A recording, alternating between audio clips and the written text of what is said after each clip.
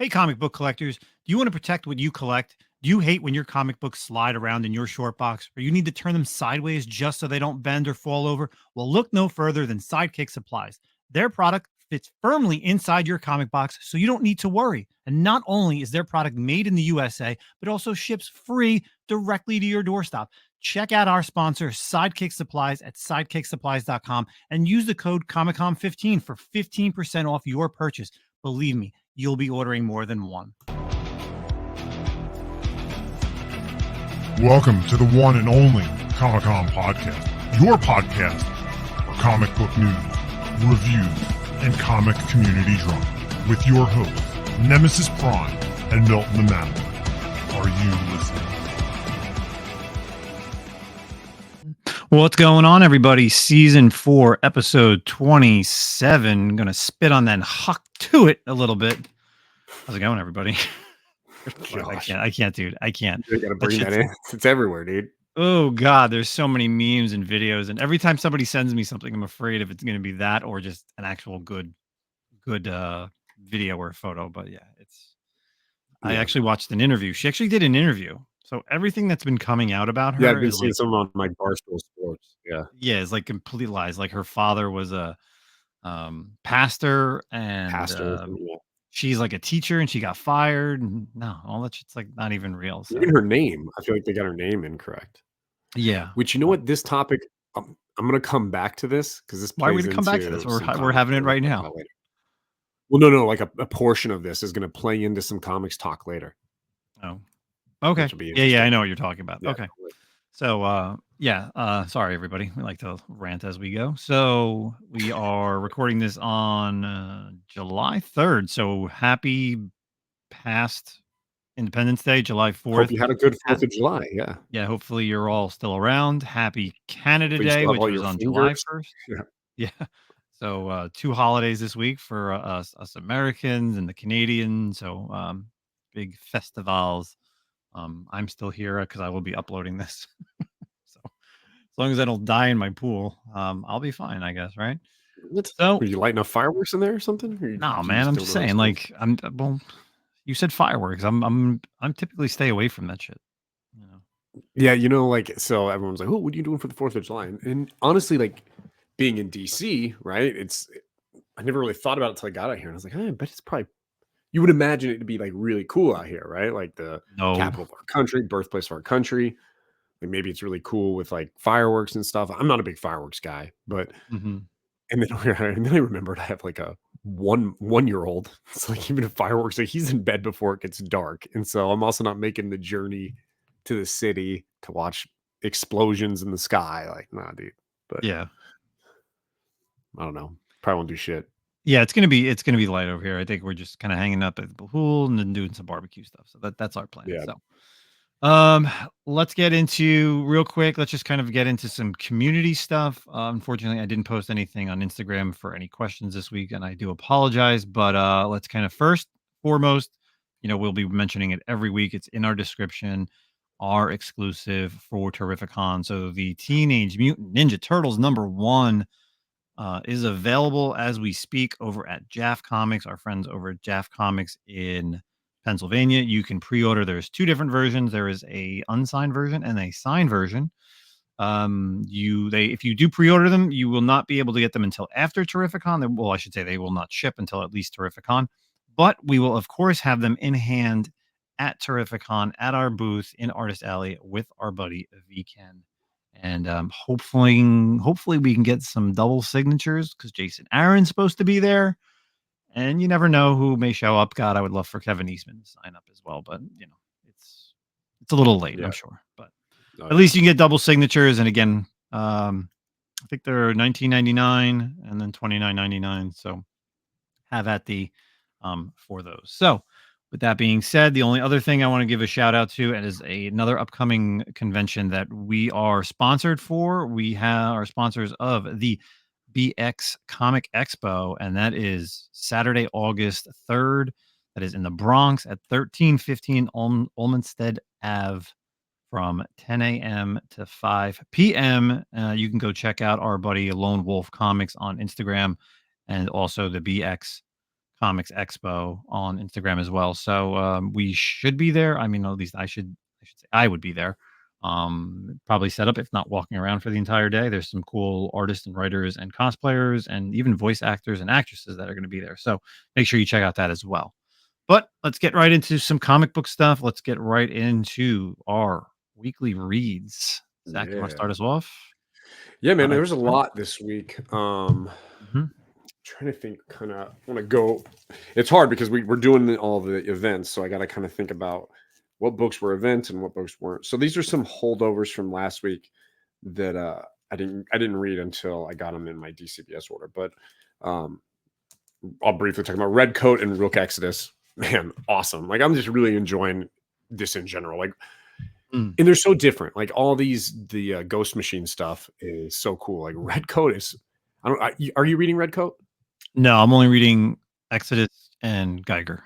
Okay. I I'm got. telling you, man, you Oh, do no, need to read it. You'll like it. It's funny. Like he's such a piece of shit. Like, and then it's like also like he's just completely unlikable and it makes you like him. And then they also have like Benedict Arnold. So, like in a nutshell, you got this immortal guy, the red coat, and then another immortal is Benedict Arnold. We don't know a lot of his story, but Benedict Arnold's kind of this dude who's been around, and the main guy, oh gosh, Simon Pure interacts with them throughout history, but Simon Pure is like a total like garbage human being. And so he knows Benedict's there. He knows he's another immortal, and they interact, but Benedict's like rich and like always influential in society and stuff. And he's got like a mad hatred for George Washington. So it's just really cool. In this past issue, they kind of really delve into like American history and like woven in with like supernatural elements, obviously, because like immortals and these cults and like and different things like that. It's awesome. It's really, really good. And so Simon Pure is also traveling around with like a child Albert Einstein currently. So Okay. it's really good, man. It's so funny. And they mention like other, historical figures throughout like American history and shit like that. So it's really, really good. You got to check it out. Mm. Um, Rook Exodus also so cool. It was really cool in this issue. We got like cameos, I guess, if you will, of like 15, what are like 10 of them, like other Oh yeah, yeah. wardens, and they're different like animals and who they do. So that was really cool, kind of seeing. It was exciting to see all those. We're seeing more of the lore kind of develop and the world build a little bit more, and it just seems like it's going to get more and more cool. I mean, this idea, it's wild because you think about things like, everyone who reads comics always thinks like, man, I'd love to write a comic, right? And you read stories like this, we're like, this is so cool. But this isn't like really like a groundbreaking, like, I'm not trying to take away from it. Like, this isn't like a wild story. Like, hey, this guy came up with this idea. Like, this is something that always happens, right? Like, even Power Rangers, you got, hey, every different aspect of an animal, right? But like Jeff Johns found a way to to get this story and like make it like this, like a common theme that people are like, it's just like an adaptation of like a common trope, and it's just so good. So Yeah, it's um post-apocalyptic. It's been done before, right? It's yeah. Oh creatures, yeah, right? yeah. You can, There's like not a lot of new stuff here, but yeah. I mean, it's it's just really like good. it's a Yeah. mashup between, Um yeah, like Power Rangers, Battle Beasts for you '80s kids who know Battle Beasts, like, and then you'd have Battle like Beasts, yeah. Beast Boy himself, and Animal Man, and like DC Comics. Like that's basically what it is. They have the control over certain animals, Right, right, right. but they look like predators, which is Yeah. another thing that it looks Yeah. like too. So it's right, right. So it's so cool, man. It's really, really cool. And then before I get to like my picks of the week, other ones, man, Rogue Sun. I know it doesn't get a lot of hype, and I've been reading the Massive Verse since Jump with like the Radiant Black stuff. But like Rogue Sun is such a good title. Like it really feels like an old school like 90s kind of superhero title where of course it's part of this like massive verse, but it doesn't suffer from crossovers and tie-ins all the time, and it's a really great story with awesome cool villains, and the art is so good. And it's a fun book each week or each month when it comes out that I'm very much like, I look forward to reading it.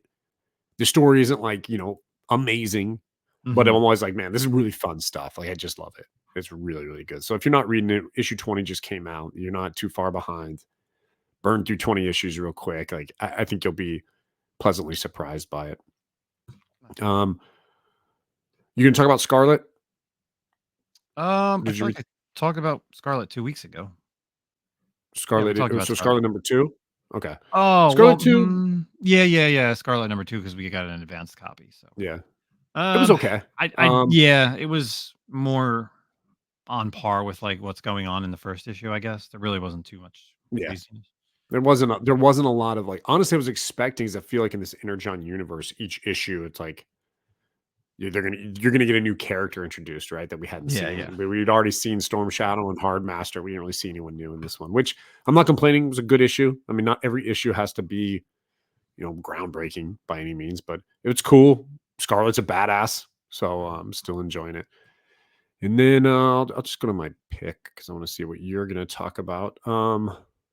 Dude, so this came out, and I thought this was gonna be kind of like a series, but it was just a one issue, which I was okay with. But they had the Life of Wolverine one shot came out, which nothing groundbreaking here, but like really cool way they did it. It was chronologically Wolverine's life. So it kind of takes place like at the time of we had the X event, like I don't know, last year sometime, the 10 lives of Wolverine, where basically they in Krakoa, they send Wolverine back in time, Jean Grey and Xavier do to like prevent Xavier's death. And so this kind of takes place like right at that point where they're sending him back.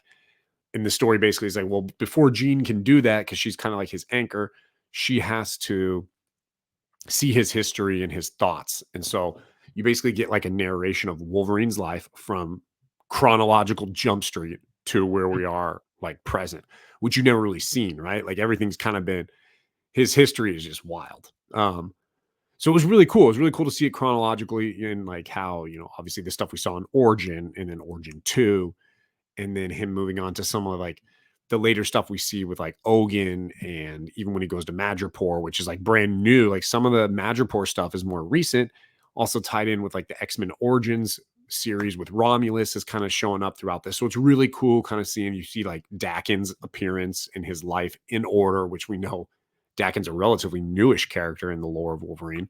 Um, but yeah, really enjoyed it. If you're a Wolverine fan, like they don't go in the weeds. I mean, they may not hit on every important thing, but they hit the big ones. And the main characters that like deal with Wolverine's life are there. Um, I really enjoyed it. I thought it was fun.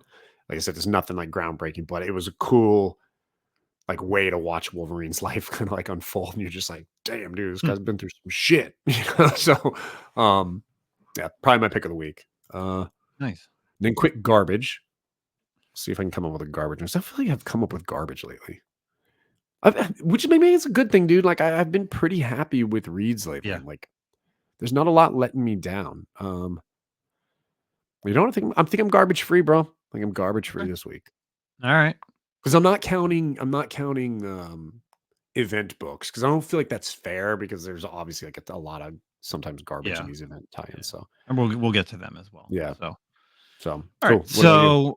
So, for myself, I guess again, not a garbage. I'm not going to say this is hot garbage, and I'm not going to say it's a garbage book, but I just feel like the book is it's tough because it's unnecessary. Is the Star Wars Inquisitors? I don't know if you read Really, it. man? I kind of liked it. So, all right. So here it is.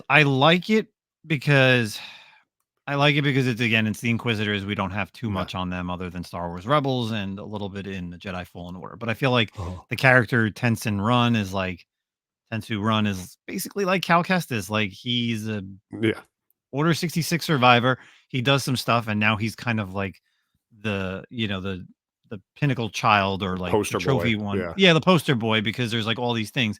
But what's interesting is, you do get to see like his master survived as well. And even though and there's other Jedi with them, but that's what it is. It's like the whole thing that's going on. But at the end of the day, unfortunately, we know like the plot of all Mhm. the deaths of like how people are gonna die. Right. Like Darth Vader kind of says, "Hey, he's like, I'm gonna bring in the other Inquisitors and help you find this person." So in these four issues that are gonna happen, none of them are gonna die if they are part of either Rebels or Obi-Wan or like Fallen Ahsoka, like Order. any of that. Yeah. Yeah, like exactly, like any of that stuff. So clearly it's like, okay, well, we've seen the cover, they've seen the fifth brother, sixth sister, and they're like, okay, well, I mean, they can't die because they die in the show or the game, right? Yeah. So I don't know how really this is going to pan out. Like, I assume this guy, Tensu Run, is going to die at the end of this series. Oh, Because that's, 100%. The dude's dead meat, right? yeah, Like they yeah. yeah. So, I think maybe the another, bar's so low for me, like with the Star we talked about this a couple weeks ago, like the Mace Windu yeah, and all these, like the bar's kind of low for me on these like Star Wars miniseries right now that I was like, oh, I'm actually kind of enjoying this one. So, yeah. but I mean, at the end of the day, it could be a good read. It's just you, you kind of know who's going to survive. right, And I know that's like for every book, right? Like, we know, like in the Star Wars main series or Darth Vader, like, well, Luke can't die. Like, no matter how much in peril of he is, course. or Yeah. Darth Vader gets the shit kicked out of him and he's like a walking like trash can in this most recent run, like in the early days where he's like a Yeah. broken leg.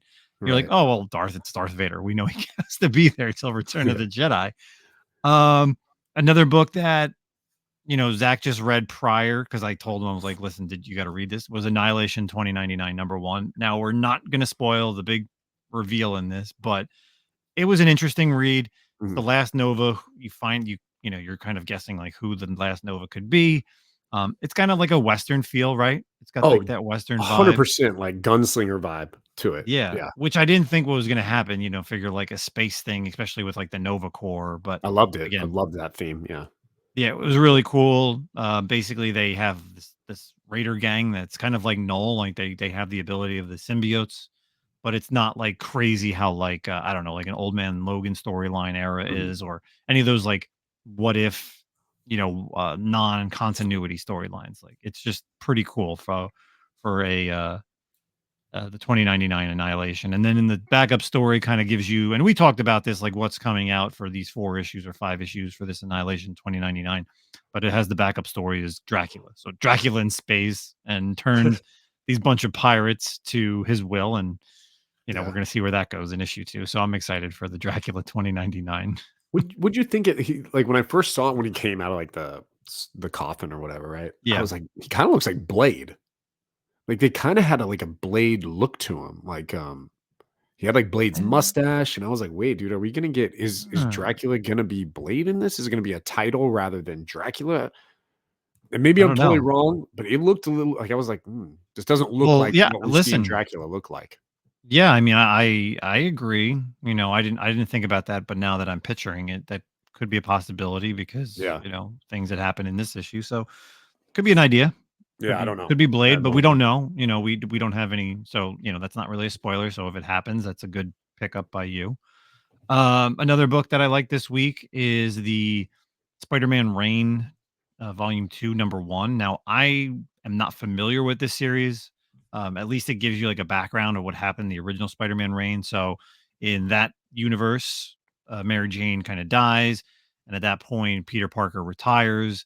And then it's like years later, he comes out of retirement because of what's known as the web system, because Kingpin kind of takes over the town, or he's like the mayor of New York City, finding out that this web system is integrated for symbiotes, killing people to continuously powering the symbiotes in New York City. And eventually he does like some explosion happens, he wins, and now he's captured, but you don't know that. You think he dies at the end of the original Spider-Man reign. But in this one, it picks up uh some person named Kitty Cat. I'm guessing it's like Felicia Hardy's daughter, comes in, saves him from where he's been, tied up for so long. We do get to see Kingpin. He I guess survived from the original storyline, and the way he's drawn in this is like weird because it's like almost like a Frank Miller esque. Um, who's that really fat guy in the Dune series? Who one of the Skarsgårds plays Harkonnen? him. Baron Yeah. Harkonnen? Yeah, Yeah. yeah. So he Baron kinda looks Harkonnen. like that, but, like, just picture that size Kingpin, but almost drawn in, like, an ugly Frank Miller look. Like, it's very weird. But Okay. so whatever happens is they bring him back, and then, like, Green Goblin's in there, and he's, like, super old, and they send him back to the past at some point to stop this from happening. And then Kingpin goes and actually finds Miles and recruits Miles as an older man, and now he's gonna be basically going up against Spider-Man because I guess they've had like a turf war or something. So not too much. Again, I've never read the original Spider-Man Reign, but at least they gave me like a good like background of like what happened. Because if not, I'd be like, "Ugh, I don't really understand any of this." But it was cool. Like barely knows how to do his web, his web stuff anymore. He's literally old, like long hair, big gray beard. He looks like Santa Claus, but he's somehow still in shape. So, Spider my pick of Gene. the week is going to be part of our event titles. Okay. So I'll just real quick. My pick of the week is Absolute Power #1, but let's kind of get into the Yeah. event stuff. First and foremost, let's go through all the blood hunt stuff as we've been doing every week. Between this week we had the bunch of the tie-ins as well as the limited series and also some one shots. So this week we had the Blood Hunters 3. We had Black Panther #3, Union Jack #2.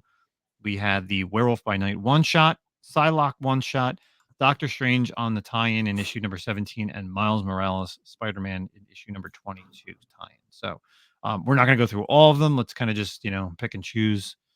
For myself, I actually the Blood Hunters 3 was probably my favorite out of all these. Really interesting.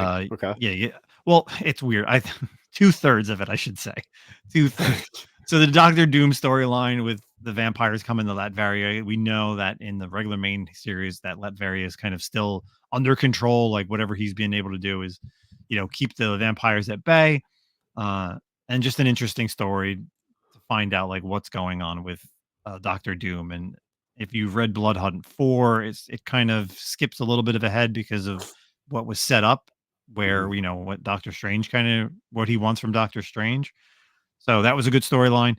The Hell Cow is just stupid. I thought that was just like a stupid series. Like Yeah, that was I don't even want to get into it. It's where's just it going? Yeah. yeah, it was just like a satanic What was the hell point of that? cow and the hell calf, and just it was almost like a Igor, like the guy that was like owning the Yeah. barn, right? Like it was like Yeah. him trying to sacrifice himself, or kind of like, I'll be, he's like your servant to the hell cow, which was whatever. And then just the kind of picking up, and it's still kind of continuing, which is nice, is the one storyline with Elsa Bloodstone, uh, Dagger, and Black or White Widow, right?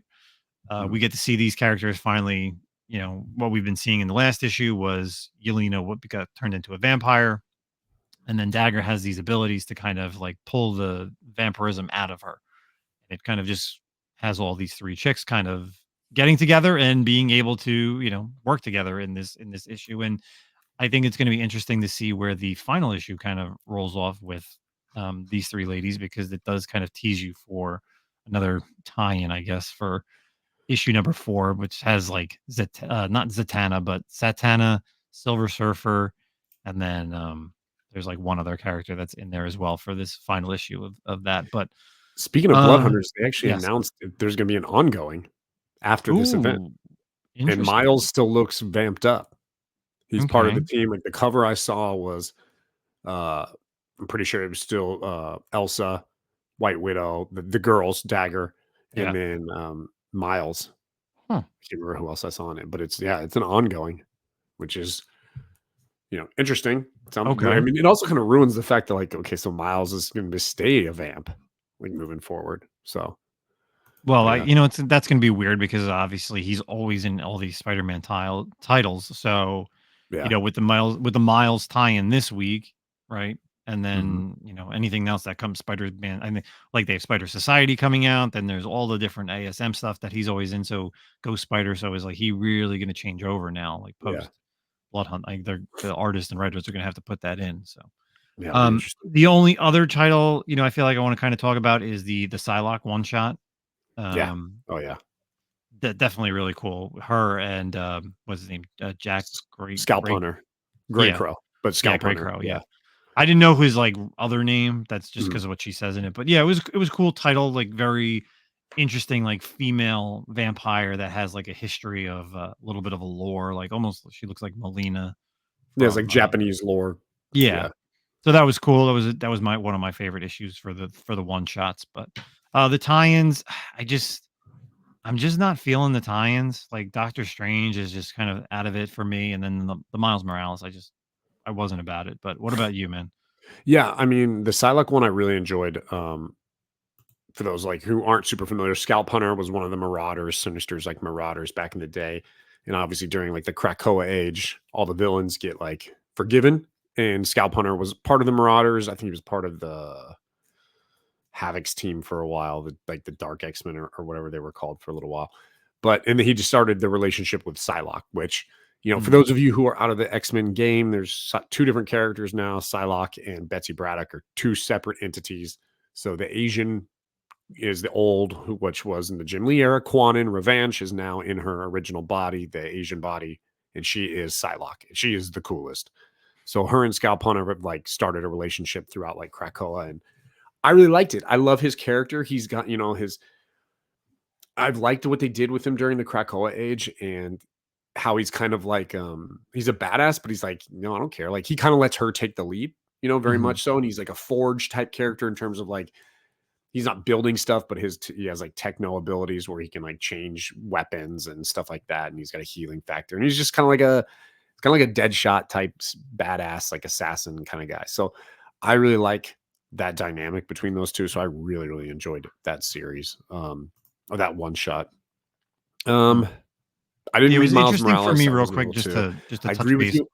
on Yeah. the Betsy Braddock thing and Psylocke. Like I remember, you know, because I know you talked Yeah. about it, that Betsy Braddock had that like relationship with Captain Britain, and I'm like, I'm reading Rachel this, and Summers. I'm like, Rachel, yeah, yeah. Then I'm like, I'm reading this, and I'm like, oh wait, I'm like, I thought she was having like a female relation in like the most recent, like or like last year. I feel like we talked Yeah. about this, Yeah.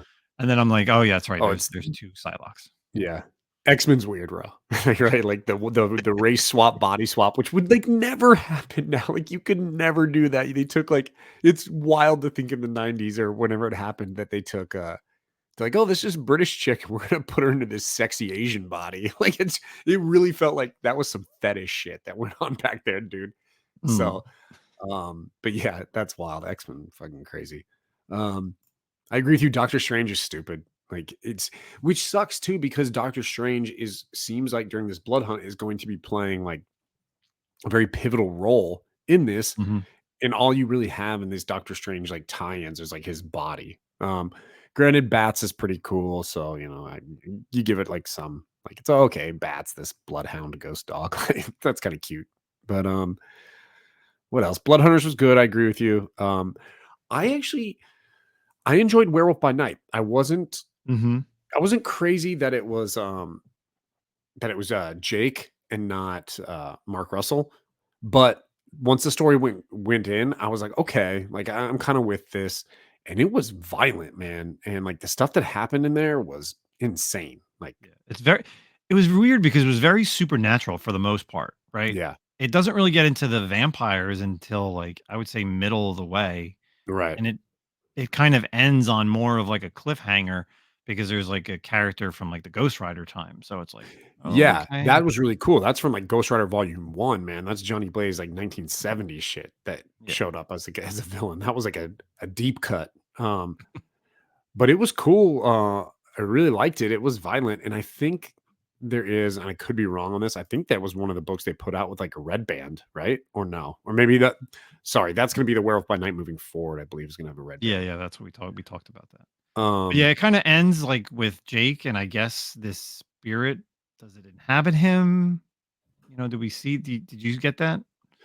no, it just very much that he was just like I got like a tone because I just ripped all these people apart. Okay. But yeah, I don't know. I didn't get that. I don't know if we'll see Jake again. I mean, he's a cool character. You know, Mhm. typically I know we always talk about, hey, come up with new shit, but like I'm okay with a character like I'm okay with this kind of stuff in like a small character like Werewolf by Night. Because let's be honest, Werewolf by Night's not a super popular character, so it's not a bad thing to be like, hey, here's another werewolf. So that was cool.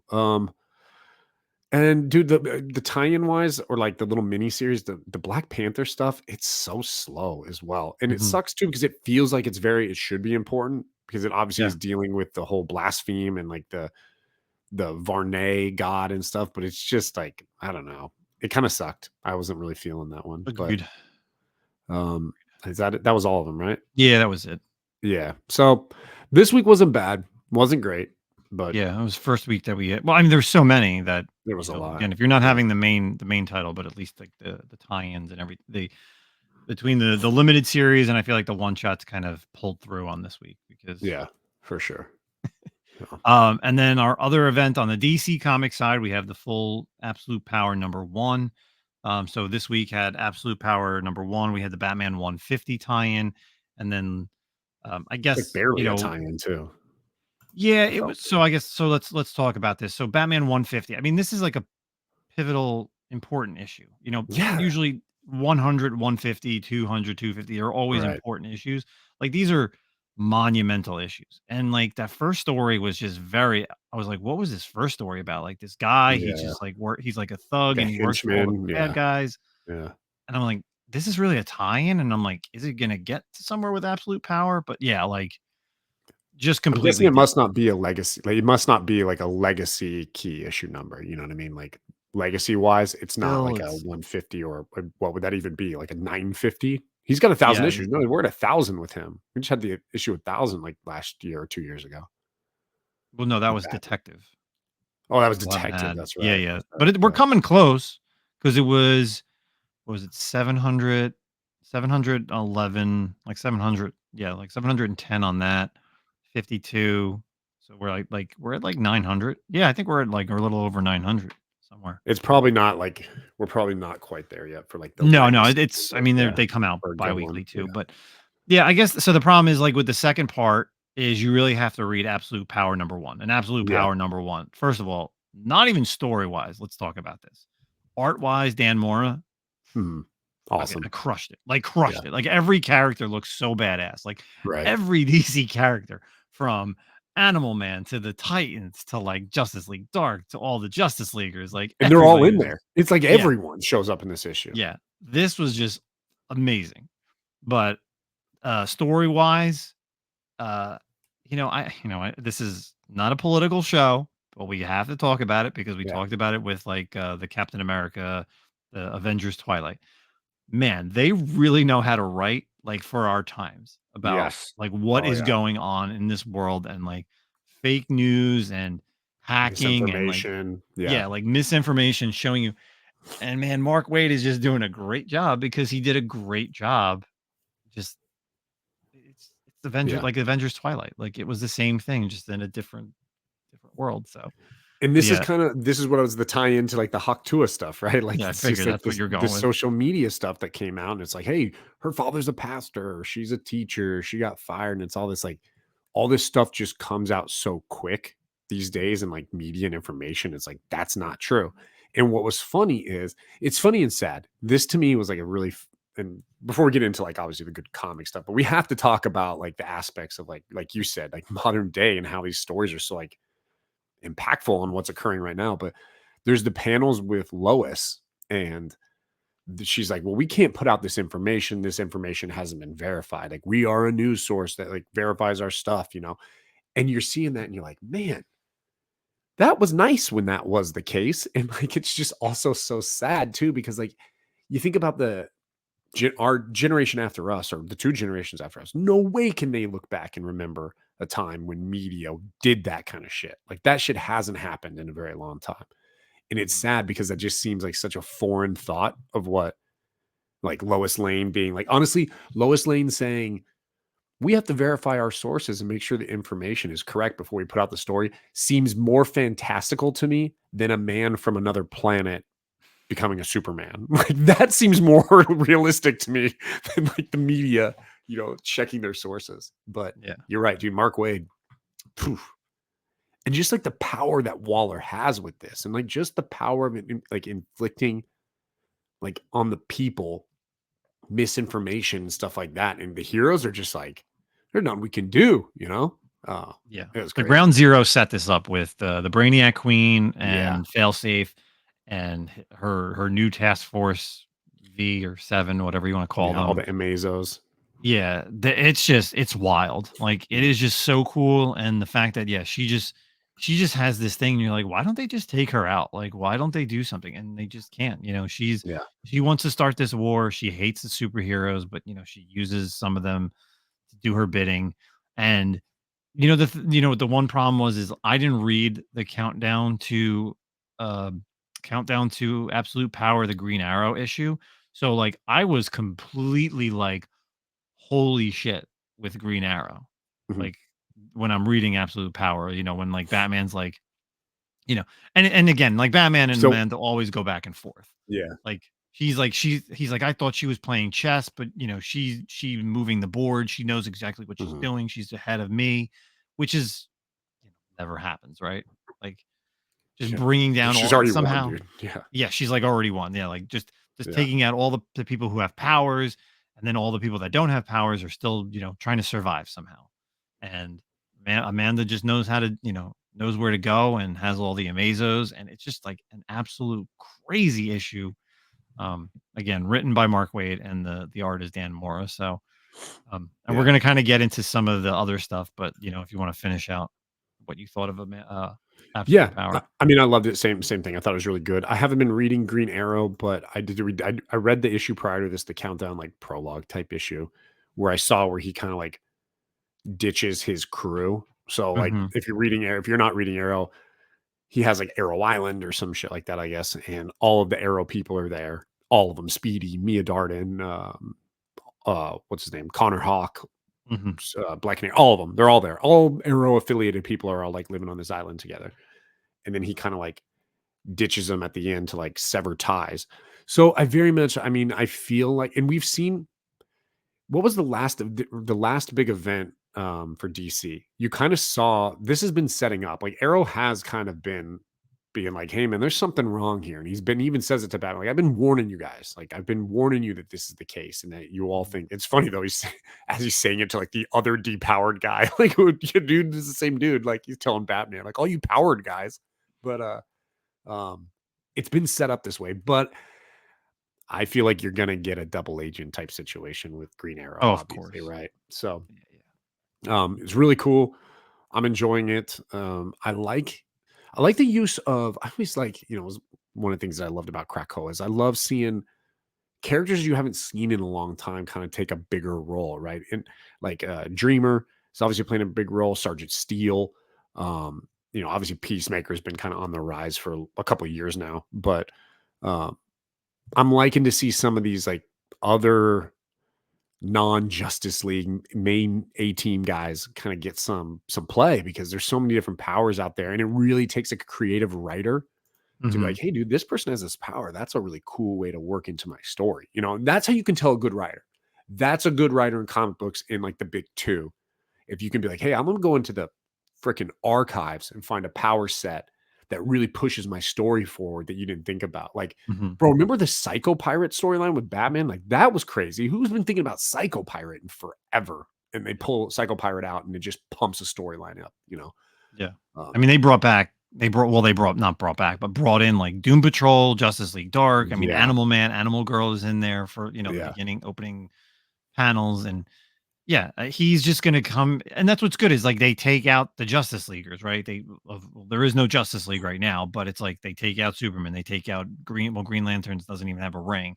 Wonder Woman, Flash is, I think the he's the only only one one who's, who yeah, he's seems like the only powered one. still. Yeah, Yeah, yeah, he's the only one who still has powers. So, but so speaking of yeah, absolute power, we kind of wanted to get into two different. We kind of wanted to get into this topic of crossover events, and as we've been doing this over the past few episodes, I guess past 2 months with not only the blood hunt stuff, but now we're going to be getting into absolute power, and then we're definitely going to be doing it for like Venom War, but there is just both companies, and it's always like DC and it's always Marvel because the other character creators, like the other companies, they just don't do this, right?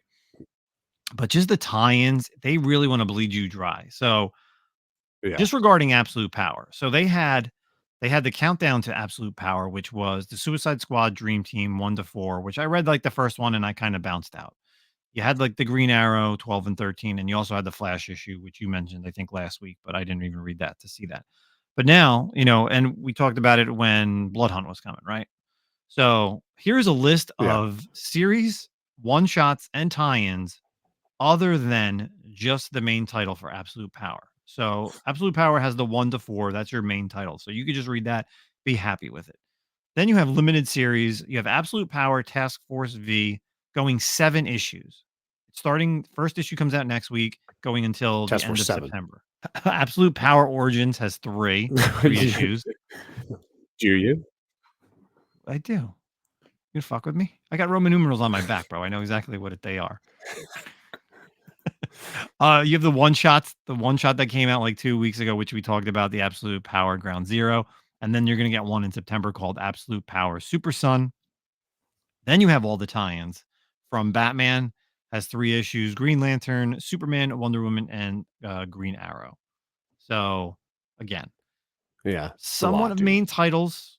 Like, I feel like so the main title, well, and you know what the thing is too is that between the difference between Marvel and DC, Marvel really doesn't or DC doesn't have a lot of titles anymore, right? They A lot kinda of trimmed ongoings, down. right? Yeah, Yeah, they've kinda trimmed it down. So, like, even all of these titles are main Justice Leaguers. You know, it's not like, "Hey, we're throwing in this tie-in book in Nightwing," yeah. Well, I think or these are like their only ongoings that DC has. Like, honestly, I mean, I can't think of another ongoing because Penguin will be done by then. Like, I really feel like those tie-in issues are their only ongoings that DC has right now.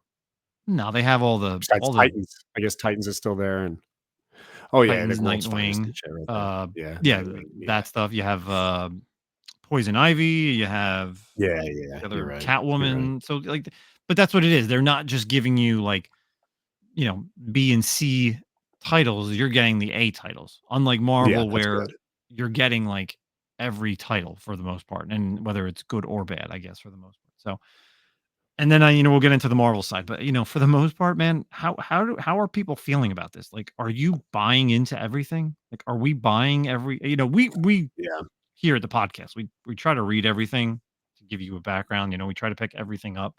Um, but I don't know. I don't know how I feel about, like, some of these things. Like, they don't really tell you, like, what's in any of these right. issues, but thank God, like, I didn't realize that the titles that were gonna be involved pre this show, like the prologue stuff, there's a few issues that talk about the prologue stuff, but then that whole countdown to absolute power, like, I just can't believe, like, this whole thing better I be, feel like like, the problem with amazing. something like this. Yeah. I feel like the problem with having too many tie-ins, and there's only, and fingers crossed right now, right? That it's 4 main storylines and it's in 4 months, but we've seen them before. Like that could actually change publishing wise, and we might not get Absolute Power till freaking December, the 4th, because they mess stuff up. But Mhm. I feel like the danger here, what I see when you do a lot of these, is you water down the main story, right? So because you're telling so many other stories, whatever your main one is, and I find it in Bloodhunt when I'm reading Bloodhunt. Like I find it because I'm always like, hey, oh, like for example, the Werewolf by Night issue, oh, he doesn't have his powers because the moon went away, right? Which this was really weird. And then in one night, like shortly thereafter in his battle, the moon came back out. And as we know from Bloodhunt and like the story, like the Moon Knight characters are getting the moon back. But like that happened in all in one issue of his. So you have to like, as you read these tie-ins, you're always trying to like, okay, where is this at in the storyline of the main title?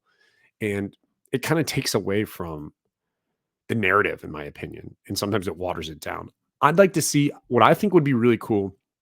Granted, like you said, who knows what Task Force, Origins, and all those little the main title ones are gonna be like, but do a 1 through 4 and then do like the tie-ins on the main, like you said, the Justice League ongoings. That's cool. That's a pretty good tight story, it feels like. You add in other stuff and I don't know, man. So we'll see. Yeah. I mean, the Batman is the only, like, right now, it's like, so again, you had to read I feel like you had to read Absolute Power number 1 and then go to Batman 150, Yeah, like, that for second sure. part. It's like because if you would've read Batman like, if I would've read Batman first, I would've been like, okay?" Like, I did. That's exactly how I read it. "Oh, And I you was like, read it well, that way." See, like, I I read did. Yeah, I Absolute messed Power it was, up. like, the first DC book I picked up this week, and I read it, Yeah. so that was that. Um, but, this is another thing for the people that have picking up Venom as well. Like at the end of Venom 35 this Oh, week, they yeah. kind of set you up for the Venom War, which we also talk about, um, being the summer of symbiotes. And here's another thing: like there is just oh Jesus, there is a ton of stuff for This Venom. is So you have Venom War has 5 issues, the main storyline. Then you have the tie-ins all throughout Venom, right? You have Venom 36 through basically 39. You're gonna have limited series, Venom War, Spiderman, Venom War, Carnage, Black Widow, Zombieites. You're gonna you're gonna have Wolverine, Deadpool. Oh my god, like Daredevil's in there, Fantastic Lethal Four. Protectors.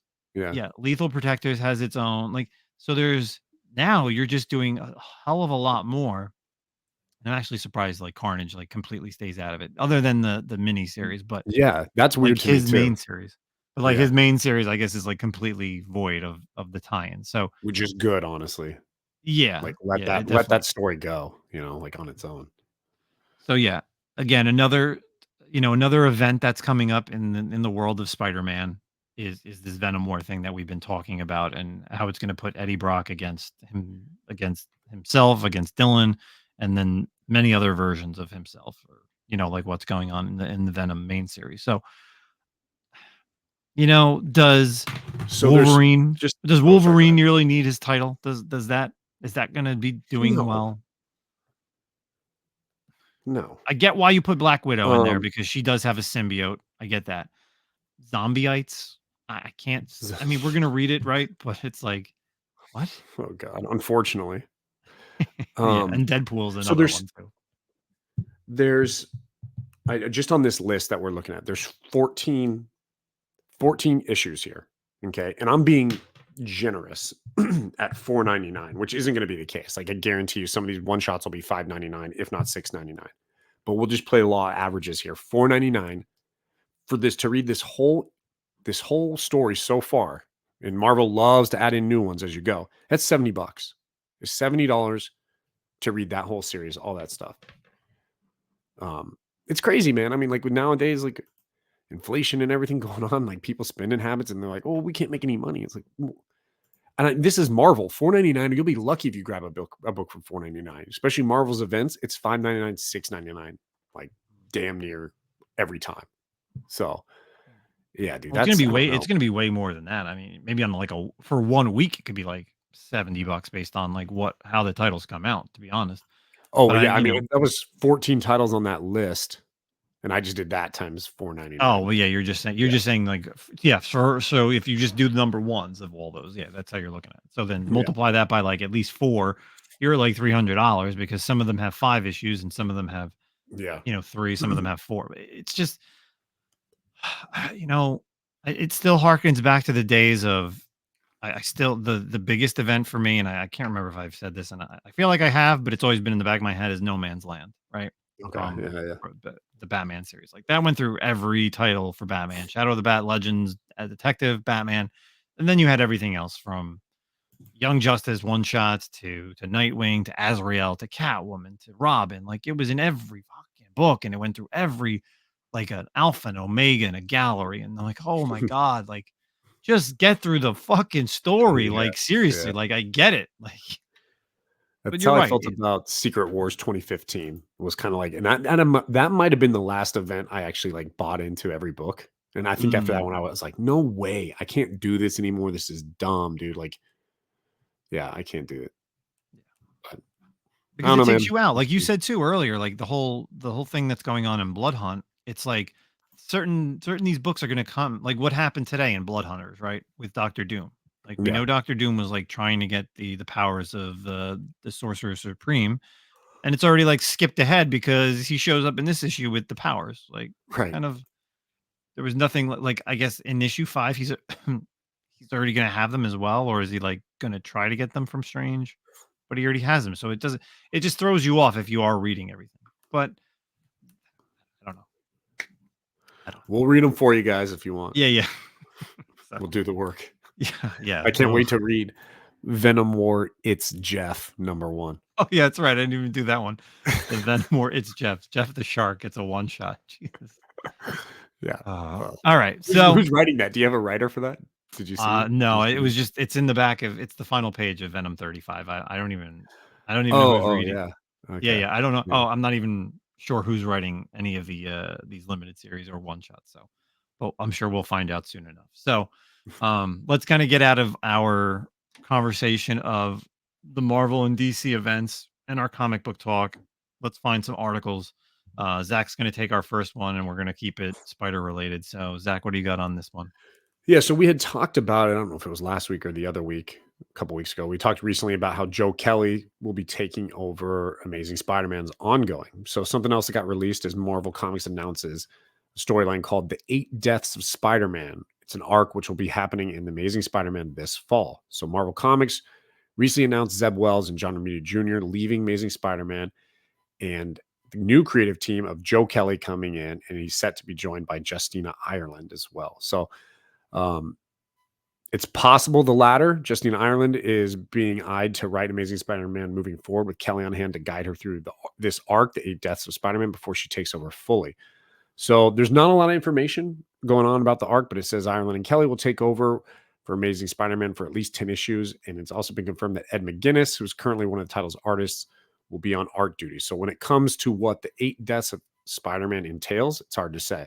Spider has 8 legs, so we're not sure if there's a coincidence. And the gravestones below are definitely ominous. Hopefully, Marvel Comics will share more details in due course.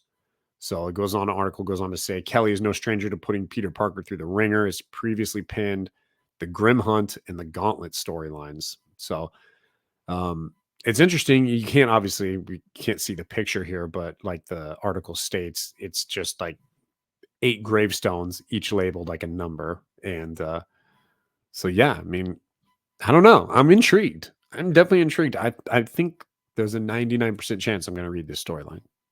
Yeah. It's I like the interesting. It idea. seems different, right? Seems something like we haven't seen in a while. So Yeah. we'll So check it it's out. like, are we getting 8 deaths, or are we going to bring back people that have died in Peter Parker's life? Because I'm sure off the top of our heads, I mean, I can think of like Yeah. 4 or 5, right? But Yeah. it's It could be any, like, what is it? Like the 8, like now I'm just thinking like, is this the 8 most influential deaths that have like rocked Spider-Man? Or is it a combo? People who he's died, people who he didn't save, people who he regrets, villains, friends. Mhm. And I mean, like, it's very interesting. Or is it his own death? He's died a couple times, hasn't he? I mean, like the Superior Spider-Man, he died, so to speak. Mhm. Um, it's interesting, Yeah. dude. I don't know. I do like that Justina Ireland's taking over. She I was put onto her when she did some of the phase 1 uh Yeah. novels from High Yeah. Republic. So, she was the one that kind of created Venestra Rowe, the Jedi who's in the High Republic right now, who's the Jedi Master, whatever you want to call her, with the light, the whip. Mhm. I think she did what it was like a test of courage was one of them, and something shadows was the other book. I can't remember off the top of my head, but yeah, Starlight Shadows? Is that it? Something like that. something shadows was Yeah. like the other book that she did was like the follow up. I can't remember specifically. I just know the first one was called the Test of Courage because phase 1 I Mm. read all those. So, but yeah, I'm interested to see that, to see where she takes it, because I feel like what, we do need a female touch on Amazing Spider-Man. Like we Yeah. need I'm you with need it. to change it up. Shake it up. Yeah. So good stuff. So yeah, the 8 Deaths of Spider-Man coming out soon. Which is interesting because again, we continually talk about like the changing up of Spider-Man, and we'll see what happens. But I do like when they do talk about, they quote, it says it's hard to say, what the 8 Deaths of Spider-Man entails.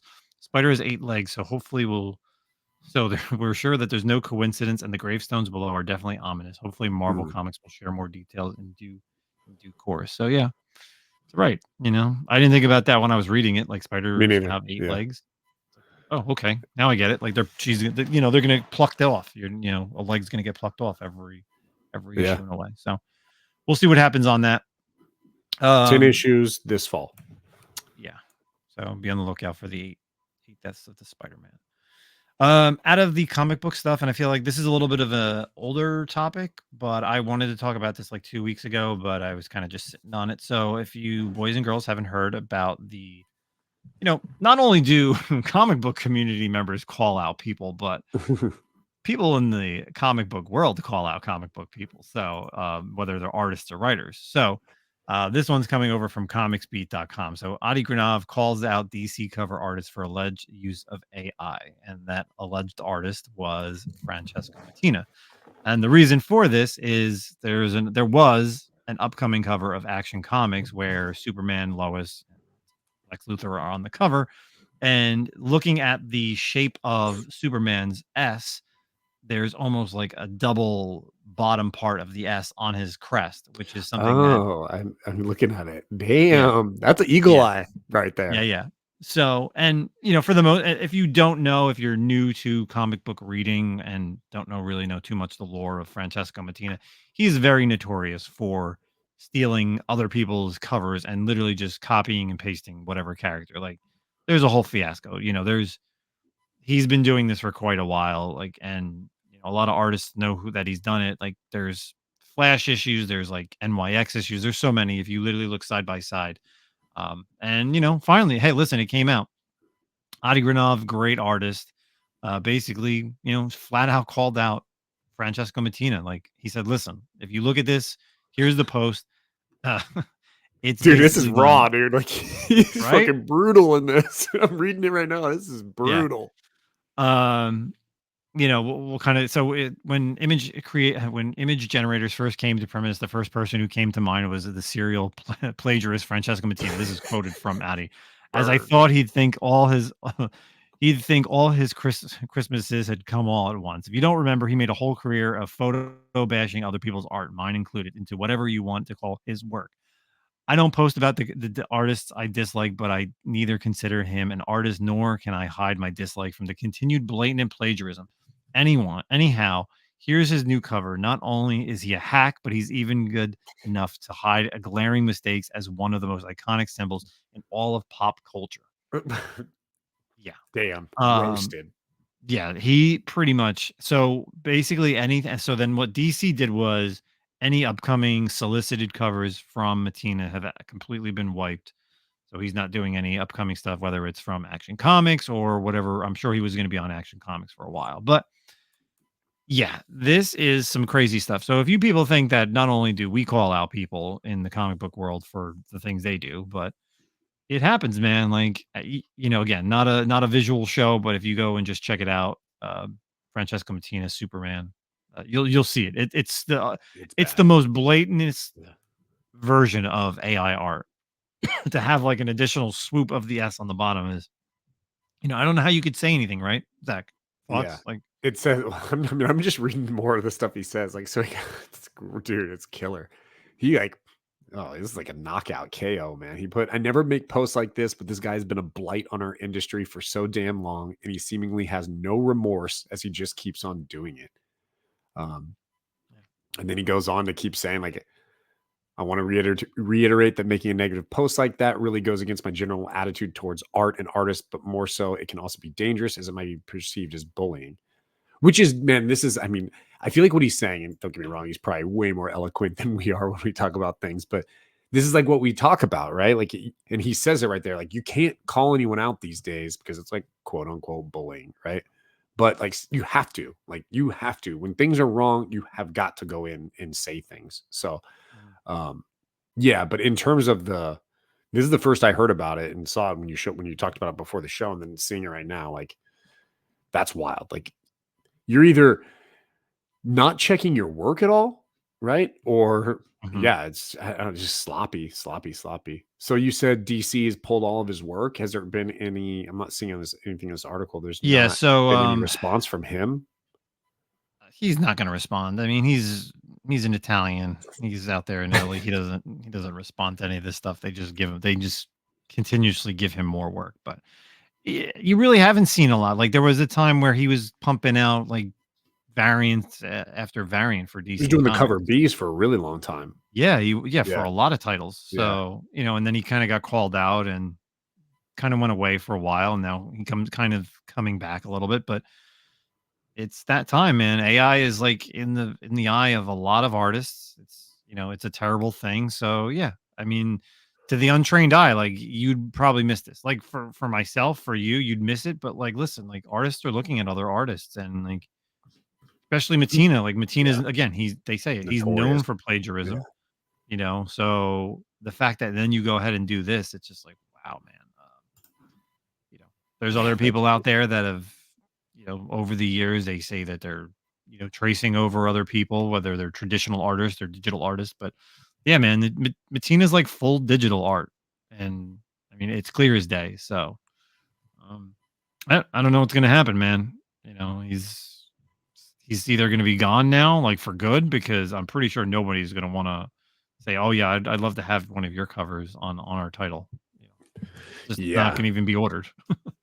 Yeah, I mean, this, like you said, dude, this AI, we're in a weird time with AI coming out and fears of AI, and whether they're justified or not, it's kind of that fear of the unknown. But definitely for things like artists and stuff, it's a huge fear, right? I mean, it's probably the equivalent in some ways of like the Napster shit, like when we were growing up. Like You have artists who are like, hey, we're doing this by our skill, and then you have this thing coming in and doing it easily, not even really. So basically, I could be Francesco Mattina if I know how to do AI, if I know how to utilize it, and then I'm a superstar artist, and I can't even do like a stick figure. But like the Napster thing of like stealing songs and how it was back in the day when we were LimeWire and downloading all that music. I mean, it's kind of like the new thing, man. It's scary. So he was supposed to be on the Action Comics. He was going to be on Brave and the Bold. A couple issues there. The Dark Knights of Steel all winter. But yeah, all have been changed. All have been updated. No art has been shown, but some of the covers, like they had a Brave and the Bold Superman cover, and then also Action Comics. But literally, again, not a visual show, but Action Comics 1069 and Brave and the Bold 7, which would be having Batman. It's literally like the same pose as well. It's just changing layers from Batman to Superman. So it's the rest of this article even talks about how I guess he did it at Marvel. So this is said by former Marvel talent coordinator Bon Alamagno. Says, years back when I was still at Marvel, CB comes into a meeting with a printed out gallery of Matina's work, and one of Marvel's lead cover artists at the time had circled specific portions of every cover to go on the record with what he thought Matina had swiped from him and sent that to CB to print out. Matina had sent Marvel and the artist apologies already before that review, but he didn't get cover work with Marvel for years after that, and maybe not since then. Surprised he actually still does with anybody, and this was in 2010.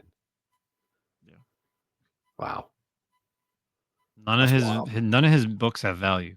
Like, it really is that the case? I mean, you definitely would know more than me. Yeah, the only book, beautiful books, but yeah, the only book off the top of my head that I can still think that has value is like that Thrawn 1. It's like a 1 in 50. It's just like his face. That's all it is. It's just like Thrawn's face. Like that, for the longest time, that book was hard to come by because it was like nobody cared who Thrawn was, who was ordering 50 copies of Thrawn, number 1. Trying to think if there's anything else. Like, was he during the Punchline era? Wasn't he? Did he have some of those covers? Like, I feel like during that era of like time with Batman. I mean, I know he was doing all the cover Bs, and I feel like some of those cover Bs were kind of hot for a while. Yeah, of, first appearances and stuff. Yeah, he did the cover Bs for that Batman run. He older stuff again, and I don't know at this point if back in like the mid 2000s, I should say, he did that. I have it. Oh God, the Red Hood Lost Days, that 6-issue miniseries. Like he did that cover, that was at the time probably his most expensive cover because it was another rare one. There's like a Gamora issue. Excuse me. There's a Gamora issue. Trying to go on eBay real quick. I'm just gonna type in like Tina and then highest. Type in serial plagiarist. Yeah, totally. Yeah, I mean, if you go online, the Matina one, the Thrawn one is up there, and then he did an X-23 like for All New Wolverine, which is like a symbiotic X-23 that has like a high value. But yeah, those are the only like really really big books that Matina has that still kind of hold value, I guess. But again, with all this coming down, people are going to just be blowing out their sales because they just want to get rid of it because he's no longer going to be an artist. It's like, ugh. But yeah, so that's that. I think it's I love traditional art. Again, everybody knows like I love art, right? Mm-hmm. But if you can't do traditional art, I don't really. It sucks because like there's some artists that are so good with their covers, and then they go to a show, and you're like, "Oh, can you do a commission for me?" And then their art looks nothing like they do on covers. Right.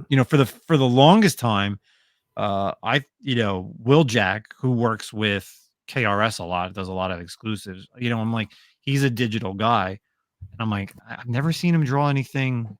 And then all of a sudden, like more recently, over the past like 6 months to a year, he's been posting on like his Instagram like actual like sketches that people ask, and his shit looks really good, traditionally. And I'm like, damn, I'm like, I really want to get something from him. Same thing with Art Germ. Art Germ does all his stuff digitally, but he could still fucking crush a commission, like if you pay him. So, Yeah, it's but that's wild. it. Yeah. We'll see what happens with all this stuff as it goes between Matina and the artist in the world. And hey, if you feel like dropping, if you're an artist who listens to us, and, you want to comment, we'll leave your name out of it. Drop us a message either in Instagram or at the Comic-Con podcast at gmail.com. We'll throw it out there, man. Or if you're a Yeah. writer and you have an opinion on this. So It'd be interesting to hear the opinions of people like in the trenches, so to speak. True. with Yeah. it. Yeah. Well, I Truly will affected definitely- by it. Yeah. Hell yeah. We'll leave your names out of it 100%. But that's it this week. Again, hopefully everyone had a great Independence Day. And I don't know. I think that's it. We only have, of course, our variant. Please check out Jaff Comics. Please pre-order it. Please, please, please. That's all I'm going to ask. I don't have anything else. Enjoy your weekend. Zach? 6 weeks, roughly 6 weeks till Terrificon, man. It's wild how close it is. Super pumped, looking forward to it, man. And with the book coming out, even more excited about it. But yeah. So that's it, man. Good week. Right. Hopefully, all right, everybody. And if you're listening to this early enough as well, of course, our sponsor, Sidekick Supplies. We get the typical 15% off discount, but this weekend they're doing 20%. So go check them out. Get your extra 5% off. I just got in some more of them because I needed them for my short boxes. They were just moving around too much, and like I said, I'm tired of putting them book sideways. So they are absolute killer items. So make sure you go pick up either 1, 2, 3, whatever, however many you need. They're cheap. They ship for free as well. So 15% through us, or you can get them this weekend only for 20% off. So that's it, everybody. Enjoy the rest of your morning, afternoon, and evening. Peace out. Hey, comic book collectors. Do you want to protect what you collect? Do you hate when your comic books slide around in your short box, or you need to turn them sideways just so they don't bend or fall over? Well, look no further than Sidekick Supplies. Their product fits firmly inside your comic box, so you don't need to worry. And not only is their product made in the USA, but also ships free directly to your doorstep. Check out our sponsor, Sidekick Supplies, at sidekicksupplies.com and use the code ComicCon15 for 15% off your purchase. Believe me, you'll be ordering more than one.